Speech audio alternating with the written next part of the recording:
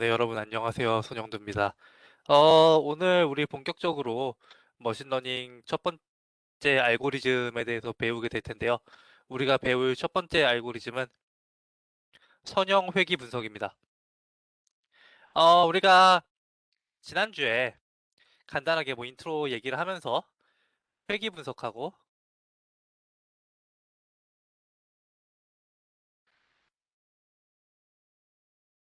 분류 분석하고의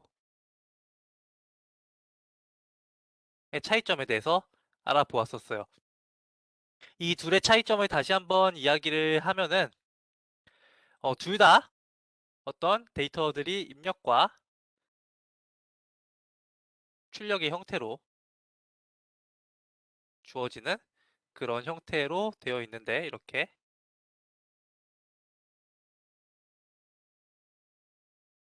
그래서 입력 X하고 출력 Y가 쌍으로 이렇게 주어진 이런 데이터셋에 집합이 있을 때 우리가 알아내고자 하는 거는 Y는 fx 즉 요 X와 Y의 어떤 관계를 알아내는 거죠. 조금 더 머신러닝적인 관점에서 이야기를 하자면 입력 X를 받아서 출력 Y를 내보내는 그런 알고리즘을 학습하는 게 목적이 되겠습니다. 근데 이 회귀 분석하고 분류 분석은 둘 다 이런 X와 Y의 관계를 알아내는 우리가 소위 말하는 지도 학습, 영어로는 supervised learning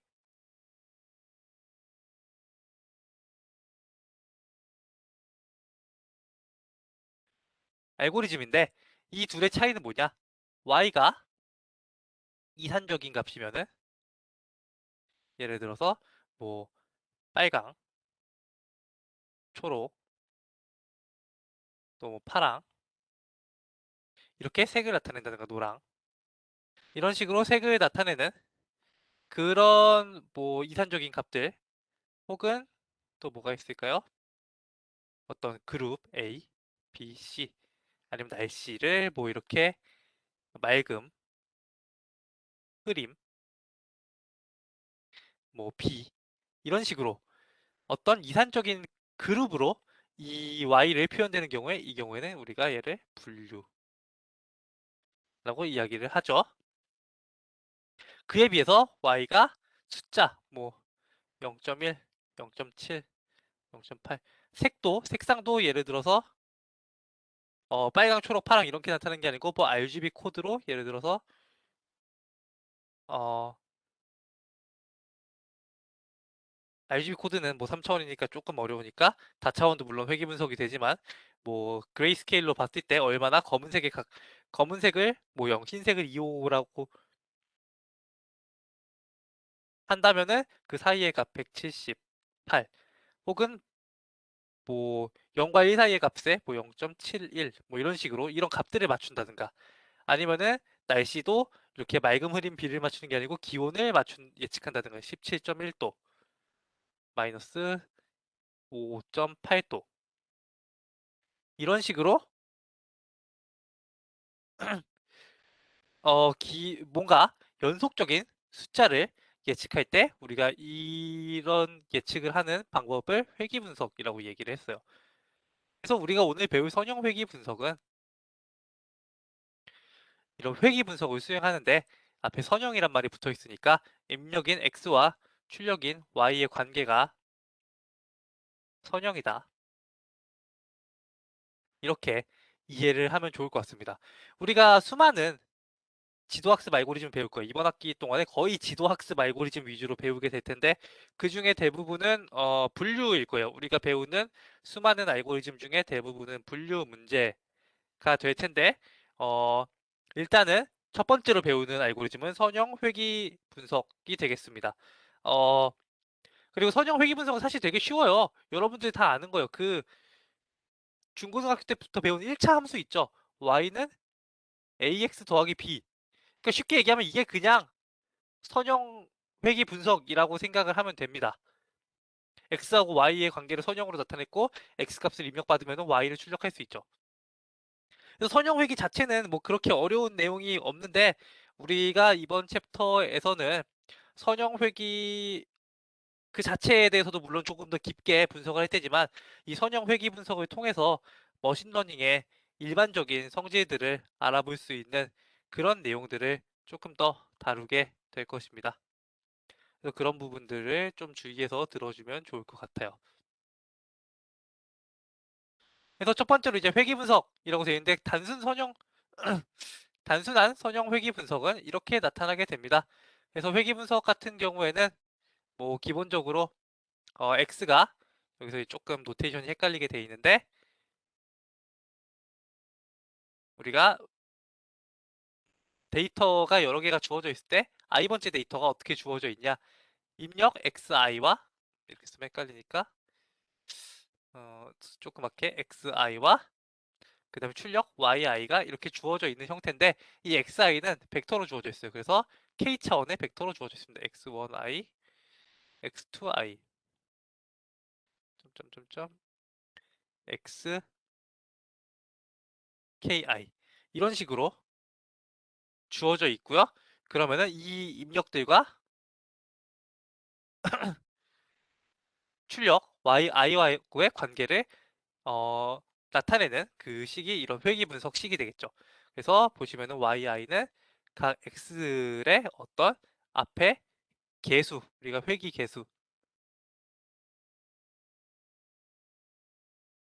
부르는 값들을 곱해준 다음에 더해주고 그 다음에 우리가 y절편 혹은 상수항 y절편이라고 부르는 어떤 값을 하나 더해주면은 yi를 만들 수가 있는데 우리가 데이터적인 관점에서 봤을 때 이따가 아마 오늘이나 다음 주 수업에서 다시 설명을 하겠지만 우리가 어떤 회귀 분석이라든가 뭐 다른 것도 마찬가지지만 데이 우리가 가지고 있는 모델에서의 예측값과 데이터는 늘 오차를 가지고 있다고 생각을 합니다.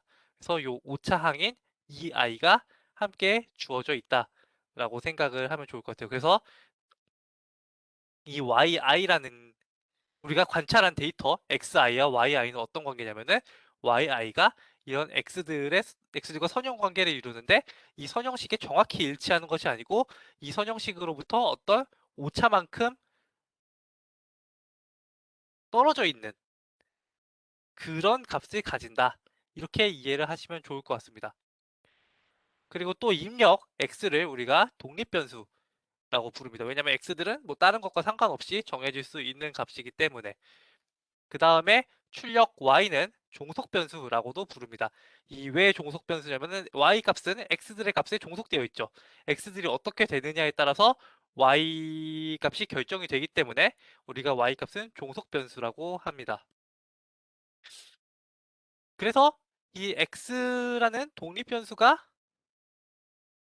될 수 있는 것들, 이 선형 회귀 분석에서 독립변수는 어떤 것들이 될 수 있냐? 양적 입력. 양적 입력이라고 하면은 뭐 1.7, 8.3, 뭐 이런 것들, 9.9, 11.5 이런 양들은 전부 회귀 분석의 독립 변수로 사용될 수 있다. 그러면은 이런 양적 입력을 변하는 것, 이 양적 입력에다 로그를 씌우거나 루트를 씌우거나 그런 것들도 전부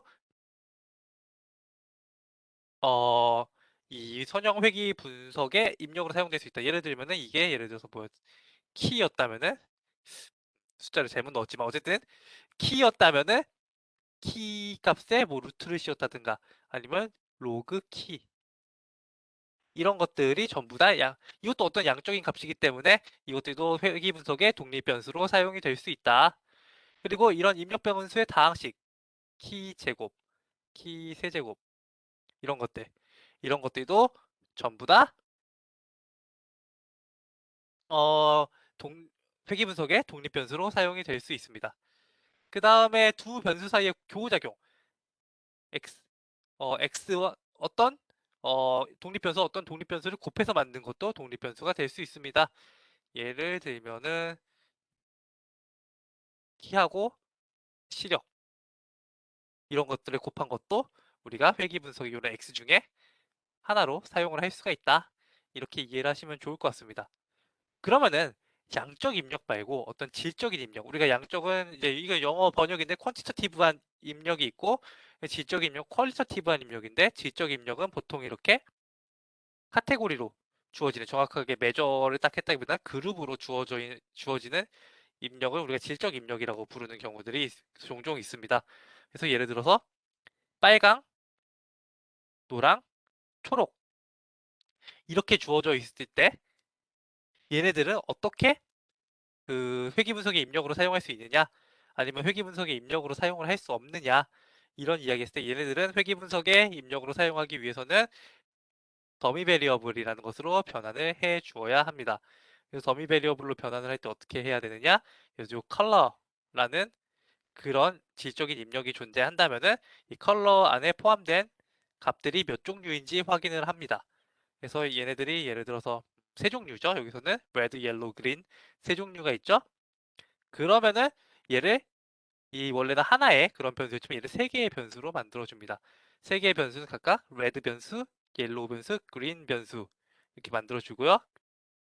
그래서 이 첫 번째는 레드이기 때문에 레드에는 1, 나머지 옐로우와 그린에는 0을 넣어주고요. 두 번째도 마찬가지고 세 번째는 옐로우였기 때문에 옐로우, 레드에는 0, 옐로우에는 1, 그린에는 0을 넣어주게 되겠죠. 그린은 뭐 마지막으로 0, 0, 1 이런 식으로 자기 자신의 값에 해당하는 곳에만 1, 다른 곳에 0을 넣어줘서 얘네들을 각각 회귀 분석에 독립 변수로 사용을 하게 됩니다. 이렇게 만들어진 변수들을 더미 베리어블이라고 부르고 이렇게 변환하는 과정을 원핫 인코딩이라고 부릅니다. 이 원핫 인코딩이라는 의미는 이게 어떻게 보면 칼라가 3차원의 벡터로 표현이 된 거잖아요. 1, 0, 0 세 가지 경우가 있죠. 0, 1, 0, 0, 0, 1. 보면은 이렇게 더미 베리어블로 변환을 하게 되면은 어, 이 변환된 벡터를 살펴보았을 때 하나의 값만 1이고 나머지는 다 0이죠. 그래서 하나의 벡터만 이렇게 활성화가 되어 있고 하나의 값만 이 벡터 중에서 하나의 값만 활성화가 되어 있고 나머지는 비활성화가 되어 있기 때문에 하나가 핫은 활성화되었다는 의미예요. 하나가 활성화되었기 때문에 원핫 인코딩 그리고 이런 형태의 벡터를 원핫 벡터라고 부릅니다. 그리고 벡터가 나머지는 다 0이고 두 개가 1인 벡터는 뭐 투핫 벡터 이렇게 부르기도 해요. 하지만 이 원핫 벡터를 훨씬 더 일반적으로 많이 쓰는 표현입니다. 그래서 이런 회귀 분석을 할 때 혹은 다른 수많은 머신러닝 알고리즘에서 이 비단 선형 회귀에서뿐만이 아니고 다른 머신러닝 알고리즘에서 이런 질적인 입력을 처리할 때는 이런 원핫 인코딩 방식을 가장 많이 사용을 한다. 이렇게 알아놓으시면 좋을 것 같습니다.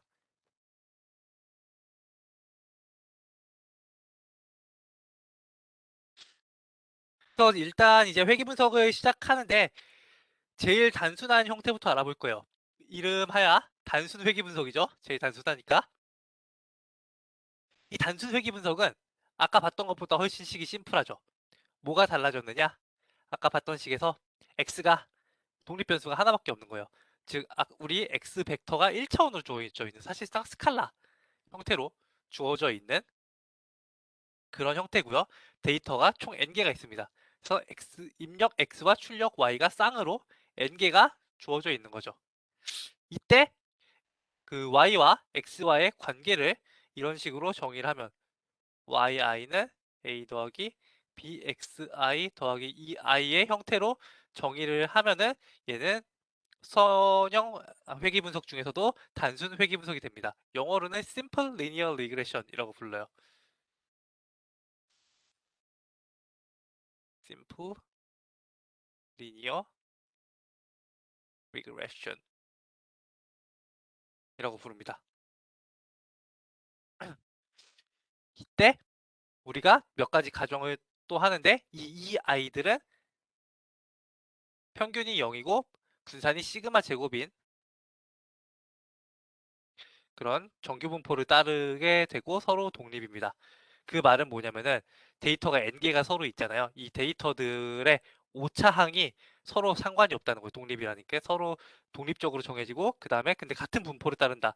여기서 보면은 이 i가 따르는 분포는 i하고 상관없죠. 그러면은 첫 번째 데이터의 오차나 두 번째 데이터의 오차나 n 번째 데이터의 오차나 다 똑같은 분포에서 랜덤하게 발생한다. 서로 독립적으로.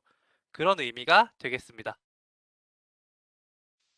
그 다음에 A, B는 미지의 모수다. 여기서 모수라는 표현이 나왔는데 이 모수라는 거는 영어로 파라미터라고 부릅니다. 이 파라미터는 입력과 출력을 서로 연결해주는 어떤 값들이요. 그래서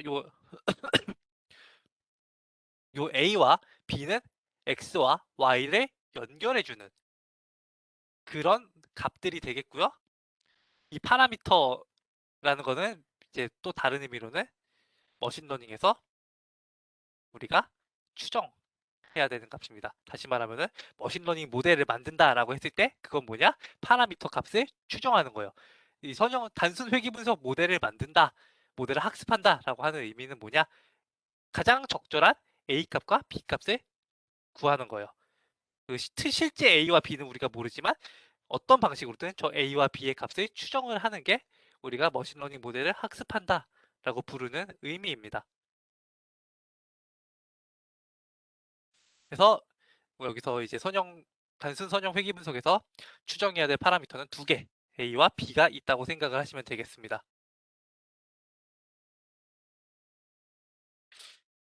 그래서 이제 다음 페이지에서 그럼 이 A와 B를 어떻게 추정할 거냐에 대해서 우리가 조금 논의를 해 볼 텐데, 어, 먼저 그림을 조금 그려볼게요. 선형 회귀 분석의 추정이라는 건 무슨 의미냐면은 우리가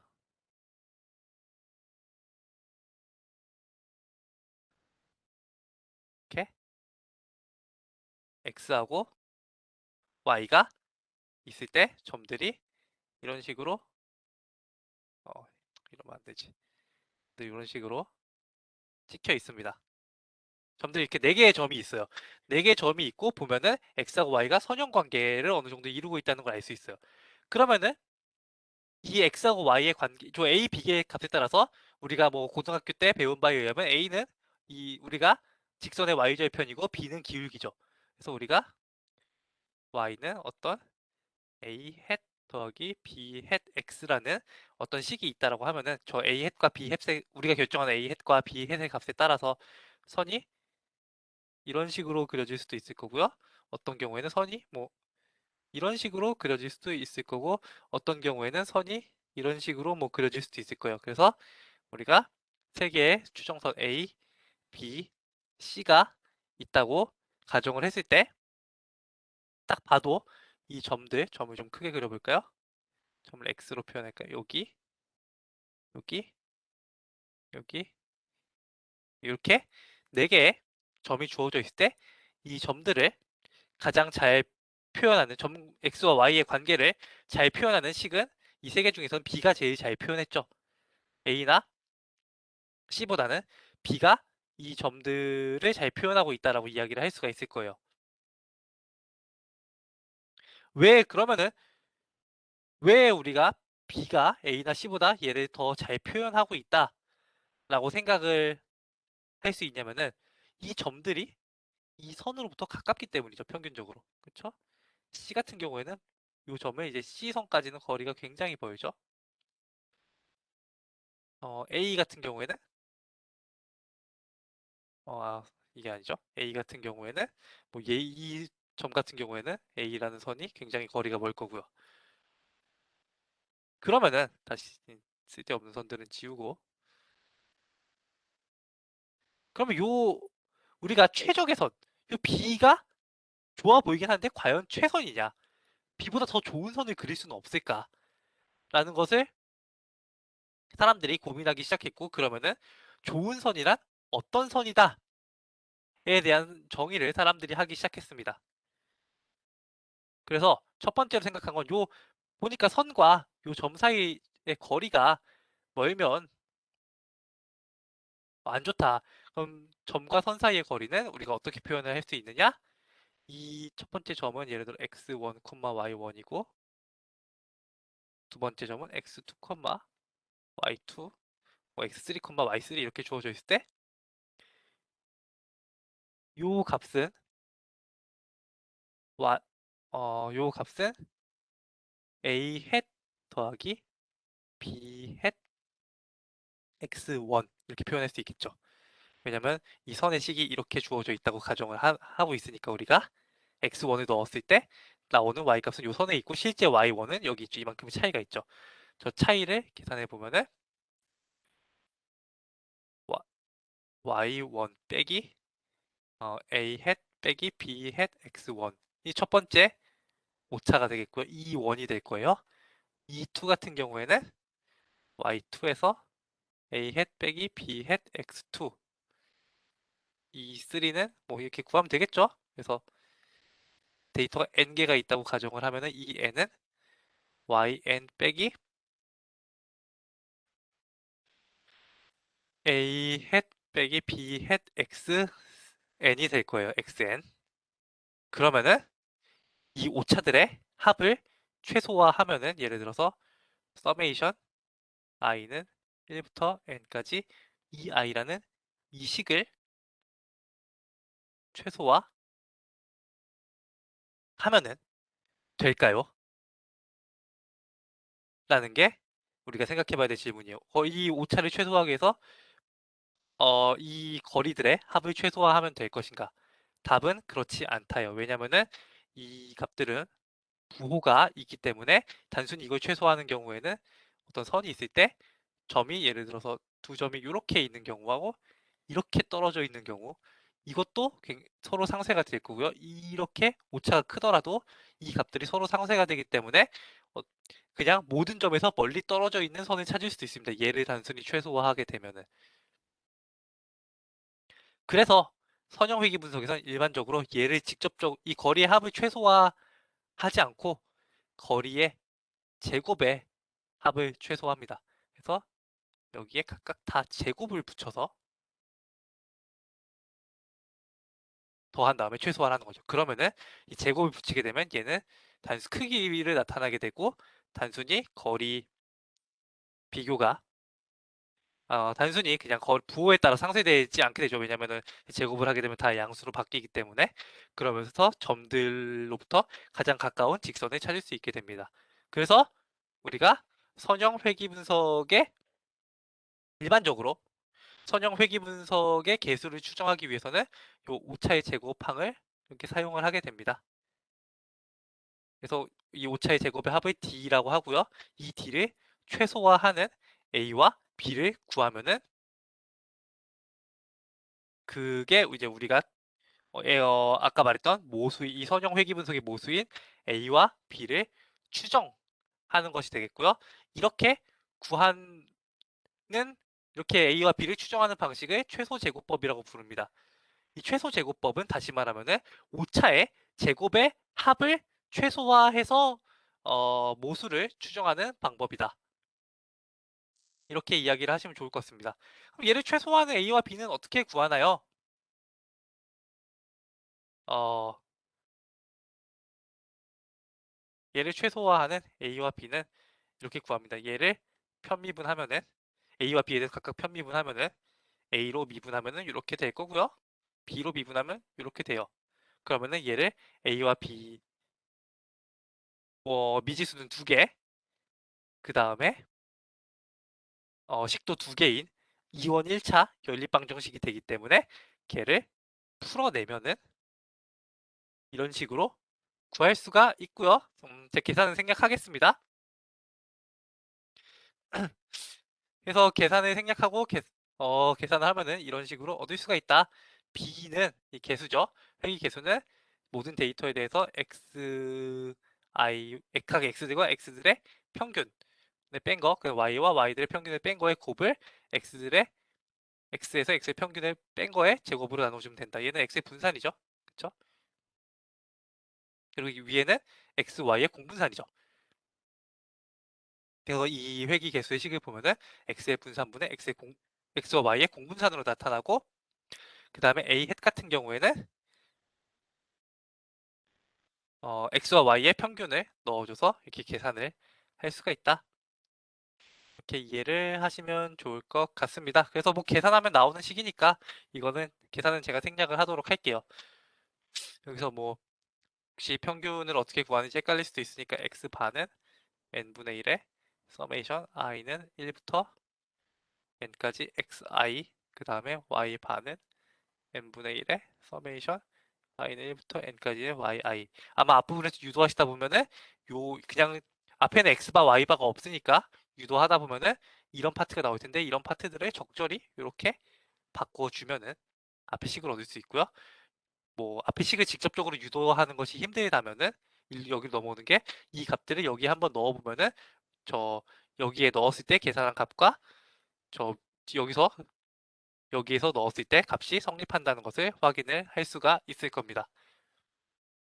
그래서 이렇게 구한 그 a 햇과 b 햇, 요 y 햇은 a 햇 더하기 b 햇 x라는 그 식인데요. 얘는 우리가 관찰한 데이터 x1, y1 뭐 이렇게 이 데이터들은 xi, yi인데요. 요 선과 요 점 사이의 거리의 제곱의 합을 최소화하는 선이다. 이렇게 구할 수가 있게 됩니다.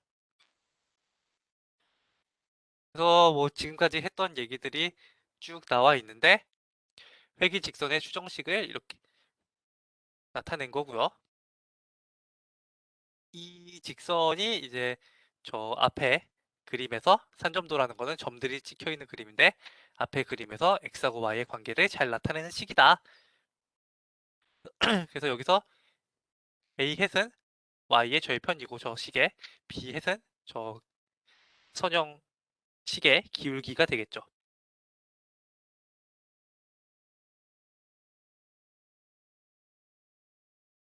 이렇게 하면 일단 기본적으로 선형 회귀 분석은 뭐 끝났습니다. 우리가 선형 회귀 분석을 통해서 점들이 주어져 있을 때 입력과 출력과의 관계가 선형 관계로 가정을 하고 그 다음에 오차를 구해서 제곱을 해서 합을 구하고 걔를 최소화하는 기울기와 y절편을 구한다. 어떻게? 편미분해서. 자, 뭐 이렇게 구하면 되는데 어, 뭐 뒤쪽에서 이제 조금 더 성질을 깊게 보거나 아니면 x가 이제 독립변수가 하나가 아니고 여러 개로 주어져 있을 때 그 다음에 또 x들이 어떤 다항식을 따를 때 이런 것들에 대해서 다룰 거고요. y가 어, 종속 변수가 한 1차원이 아니고 다차원일 때 또 물론 회귀 분석을 할 수 있는데 우리가 그것은 우리 수업에서 다루지 않을게요. 그건 여러분들이 조금 더 고급 수업이나 뭐 대학원 레벨의 수업에서 배우시면 좋을 것 같아요. 근데 우리가 여기서 뒤로 넘어가기 전에 이제 조금 고민을 해보았으면 하는 부분은 과연 왜 하필 왜 하필 오차의 제곱을 최소화할까요? 우리가 식이 있고 선을 구하는데 이렇게 데이터들이 있고 그러면은 오차들이 있는데 아까 오차들의 합을 구하면은 서메이션 오차들의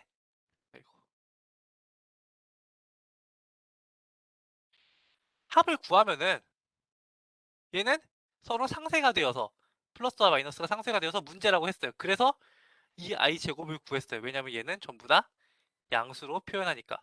근데 왜 하필 제곱이냐는 거죠. 4제곱으로 하면 안 될까요? 짝수기만 하면은 값과 상관없이 나오잖아요. 혹은 더 심플하게 절대값으로 하면 안 될까요? 절대값의 합으로. 이러면 안 될까요?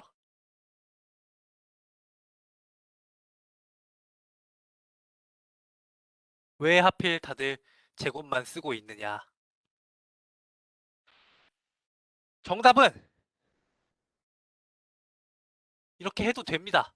안 될 거 없어요. 이렇게 실제로 회귀 분석을 하는 방법도 있고, 이렇게 해서 구한 선이 이 선보다 반드시 나쁘다고 할 수 없습니다. 오히려 장점을 가지는 경우도 있어요. 어떤 장점이 있냐면 이렇게 제곱에 대해서 이거는 뭐 이번 우리 수업의 범위를 많이 벗어난 내용이긴 한데 제곱합을 최소화하는 것과 절대값의 합을 최소화하는 것의 차이는 제곱합을 최소화하면은 큰 수가 더 커지고 작은 수가 더 작아지는 효과가 있기 때문에 제곱을 하면은 되게 아웃라이어 이상값에 민감하게 반응을 하게 돼요. 그래서 오히려 아래쪽이 이상값 같은데 더 로버스트하고 강건한 그런 성질을 보여주게 됩니다. 밑에 거처럼 해도 됩니다, 답은. 근데 우리가 왜 위에 거를 배우고 위에 게 표준이라고 생각을 하느냐? 밑에처럼 하면은 A핵과 B핵을 구하는 게 어려워요.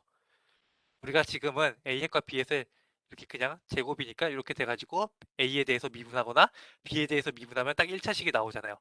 근데 여기가 제곱이 아니고 절대값으로 이렇게 딱 주어져 있다고 생각을 해볼게요. 그러면은 똑같이 A와 B를 구하기 위해서 얘를 미분해야 되는데 절대값 미분하는 거 되게 어렵죠. 경우의 수가 너무 많죠. 그렇기 때문에 손으로 쉽게 풀리지 않는다. 그래서 이 회귀분석은 굉장히 오래된 것이기 때문에 컴퓨터로 풀면 뭐 밑에 것도 굉장히 쉽게 풀 수 있지만 옛날부터 전통적으로 손으로 풀던 시절에는 이 제곱의 합을 최소화하는 것이 가장 쉽게 A와 B를 구하면서 좋은 A와 B를 구할 수 있는 방법이었다. 이렇게 이해를 하시면 좋겠습니다. 네제곱 같은 걸 쓰는 것도 마찬가지예요. 미분은 쉽게 되지만 미분한 이후에도 세제곱항들이 남아있기 때문에 적절한 A와 B를 구하는 게 되게 어렵죠. 제곱을 하게 되면 미분을 하게 되면 1차식만 나오기 때문에 그냥 2원 1차 연립방 정식을 풀면 우리가 적절한 A와 B를 구할 수가 있죠. 그래서 우리가 제곱의 합을 최소화해서 이 선형 회귀 분석을 구하는 것을 사용한다. 이렇게 알아놓으시면 좋을 것 같습니다.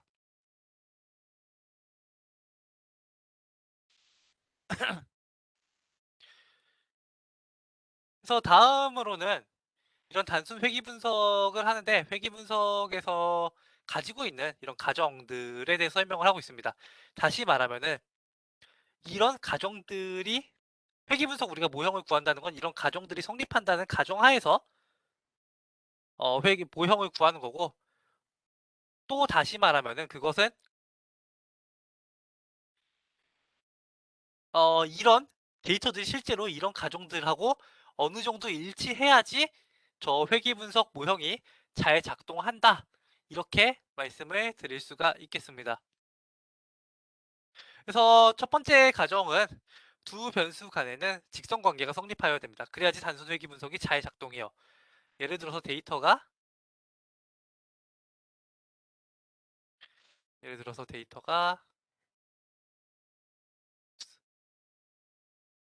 이렇게 선형으로 주어져 있을 때는 좋은 선형 회귀식을 구할 수 있지만 데이터가 비선형적으로 이런 모양으로 주어져 있으면 좋은 선형 회귀식을 구할 수가 없겠죠.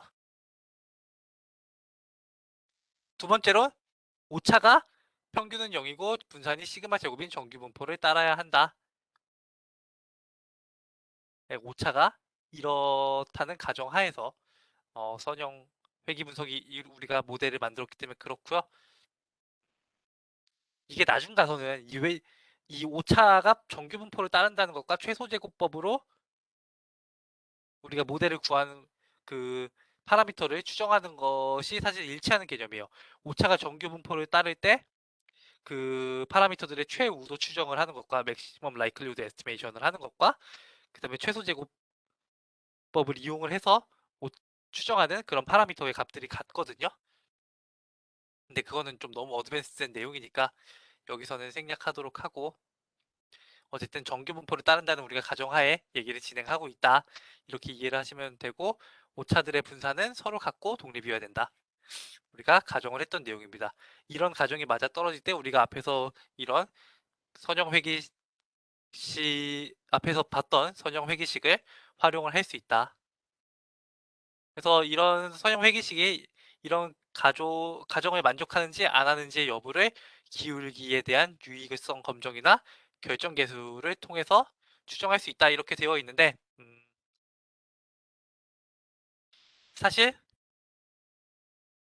이런 기울기 B에 대한 유의성 검정이나 결정 계수 R스퀘어를 확인하는 방법은 뒤에서 우리가 얘기를 하겠지만 이 회귀 분석이 얼마나 데이터를 잘 설명하고 있느냐에 대한 이야기입니다. 그래서 R스퀘어 값을 구하는 방법은 우리가 뒤에서 볼 거고요. 그래서 회귀 분석 통해서 사실 이런 가정들이 잘 만족되었는지 아니면 이게 좋은 모델인지 아니면 더 좋은 모델을 구할 수 있는지에 대한 부분을 잔차 분석 이런 거를 우리가 실시합니다. 어, 잠시만요.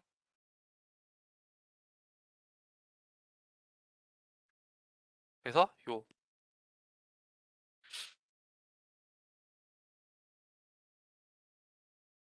잔차 분석이라는 것을 하는 것을 살펴볼 거고요. 먼저 우리 결정 계수에 대해서 볼 겁니다. 결정 계수들 같은 경우에는 일단은 값, 음,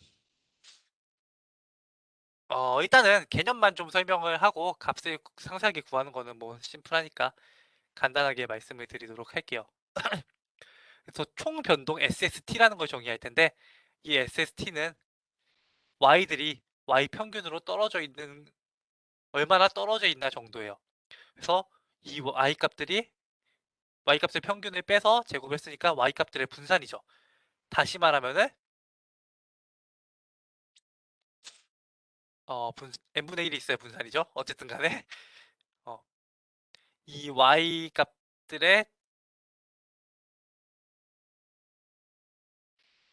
Y 값들이 얼마나 많이 퍼져 있는가 이 SST 총변동이 크면 클수록 Y 값들이 더 많이 퍼져 있다. 이것을 의미하고 그 다음에 회귀 변동과 잔차 변동이 있는데 여러분들이 기억해 놓으셔야 될 거는 총변동은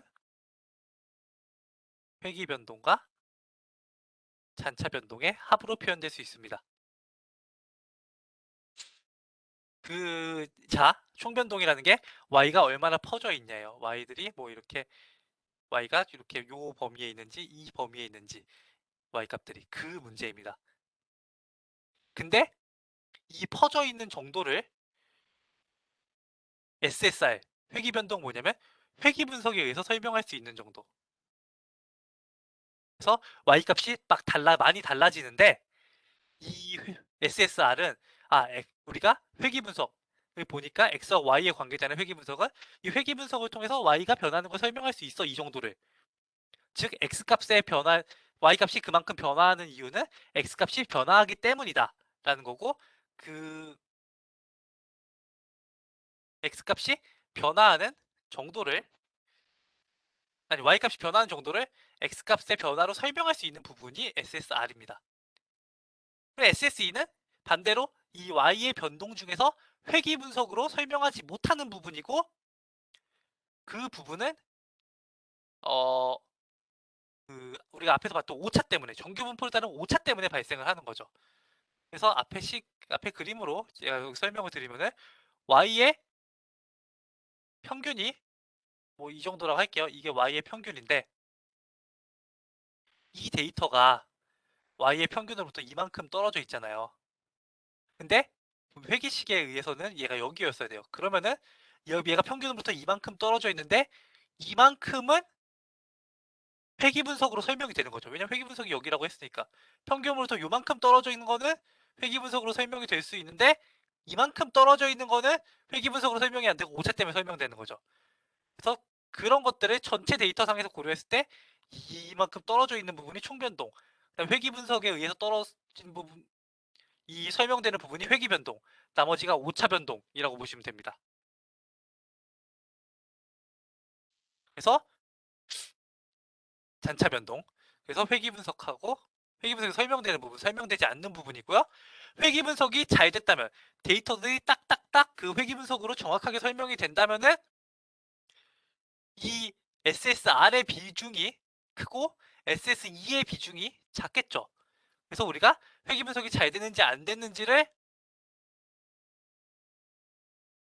판단하는 기준으로 R 스퀘어라는 값을 쓰는데 얘는 전체 총변동 중에서 회귀 분석으로 설명되는 비중이 얼마인지입니다. 그래서 얘가 높으면 높을수록 회귀 분석이 데이터를 잘 설명하고 있구나. 얘가 낮으면 낮을수록 회귀 분석이 데이터를 잘 설명하지 못하고 있구나. 라고 생각을 할 수 있고요. 이 R스퀘어 값은 0에서 1 사이의 값을 가집니다. 그래서 계산하는 방식을 보면은 총변동 같은 경우에는 y값들이 평균으로부터 얼마나 떨어져 있는지, 회귀변동 같은 경우는 회귀식으로 구한 y값이 변동으로부터 얼마나 떨어져 있는지, 그리고 SSE는 뺀 겁니다. SST에서 SSR을 뺀 SSR로 설명되지 않는 부분인 거죠.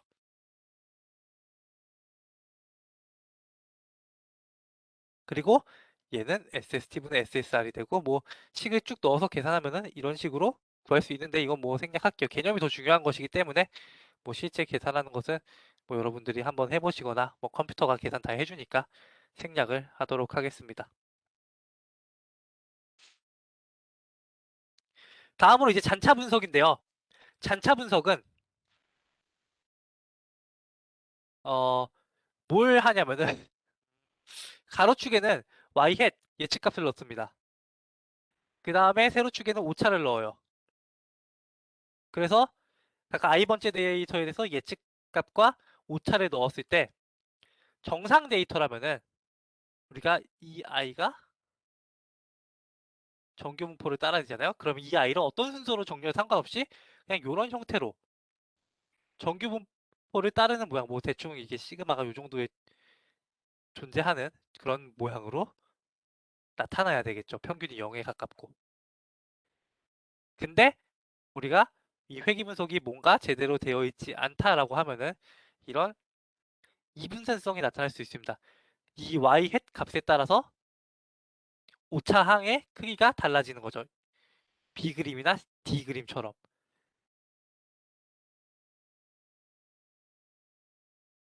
이렇게 오차항이 크게 달라진다는 말은 뭐냐면 오차들이 서로 독립이 아니고 뭔가 y값과 연관이 있다라는 이야기가 되겠죠. 혹은 이 y hat이라는 게 x값으로부터 나오니까 x값과 어떤 연관이 있다.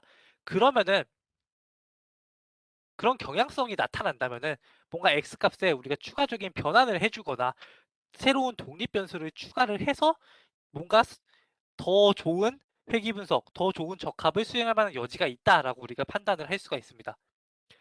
비선형성도 마찬가지고요. 그 다음에 이 시간 의존 같은 경우에도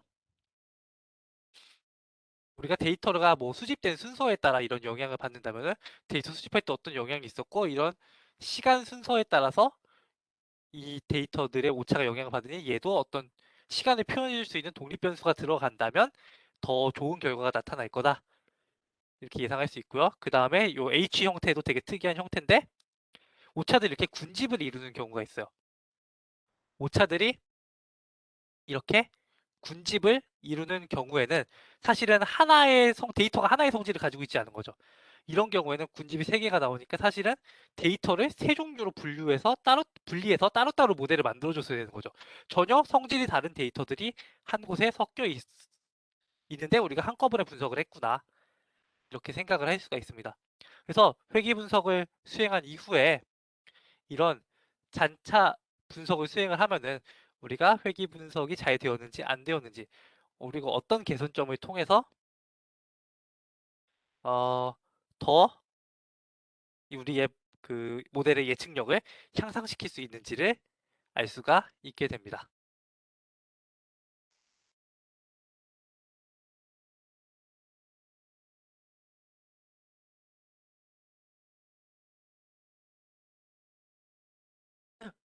다음으로는 단순 회귀 분석의 예제가 되겠습니다. 단순 회귀 분석의 예제인데 월간 광고비 액과 월간 매출액의 관계를 알아보신 거예요. 그래서 월간 광고비 지출액이 변함에 따라서 매출액이 어떻게 변화하는지. 그래서 10개의 데이터 포인트가 총 주어져 있고요. 1월부터 10월까지 주어져 있고 3, 4, 5, 4, 5 뭐 이렇게 주어져 있습니다. 그래서 데이터가 이렇게 쌍으로 10개가 주어져 있는 거죠. 그러면은 우리는 간단하게 여기 3포드를 그려볼 수 있겠고요. 보면 데이터가 선형을 따르는 것 같아요. 그러면은 우리는 뭐 계산을 쉽게 할 수 있겠고요. 그래서 앞에서 봤던 그 A 햇과 B 햇을 구하는 식의 이 X와 Y의 값들을 이용을 해서 계산을 해주면은 우리가 쉽게 A와 B를 a와 b의 추정값을 구해낼 수가 있게 됩니다. 그래서 뭐 계산에 필요한 xi, yi, xi 제곱, yi 제곱 등등은 여기 주어져 있고요. 그래서 회기식에 넣어서 계산을 하면은 b는 7.507이 그리고 a는 계산을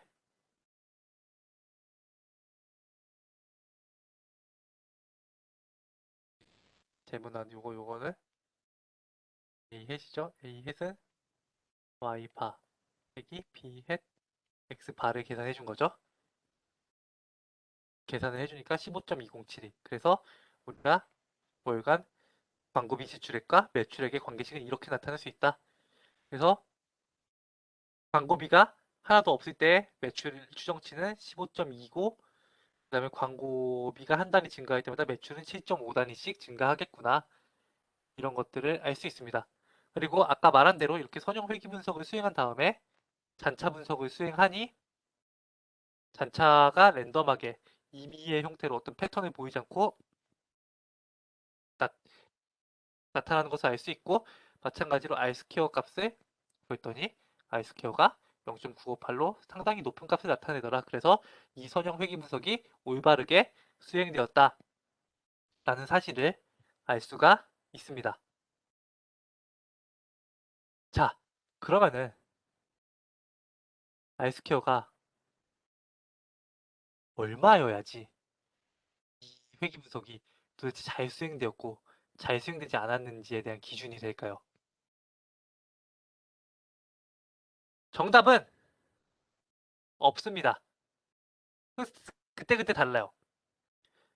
그러니까 예를 들어 우리가 과학적인 실험, 굉장히 정밀한 실험을 통해서 어떤 우리가 예상한 값과 실제 값이 일치하는지 확인을 한다면 이론과 그 경우는 뭐 0.9, 0.99 이런 정도의 R스퀘어 값을 요구를 하지만 우리가 예를 들어 사회과학 데이터, 뭐 사람의 심리를 통해서 회귀 분석을 한다든가 뭐 그런 거 뭐 설문조사를 통해서 한다면은 0.7만 해도 상당히 높은 수치라는 거를 우리가 알 수 있습니다. 그래서 이 R스퀘어 값이 어느 정도 이상이 되어야 적절한 회귀 분석이냐는 그때그때 문제의 상황에 따라 다르다라고 우리가 말씀을 드릴 수가 있을 것 같습니다. 자, 이것으로 우리 첫 번째 단순 회귀 분석에 대해서 마치도록 하겠고요. 다음 시간에는 다중 회귀 분석,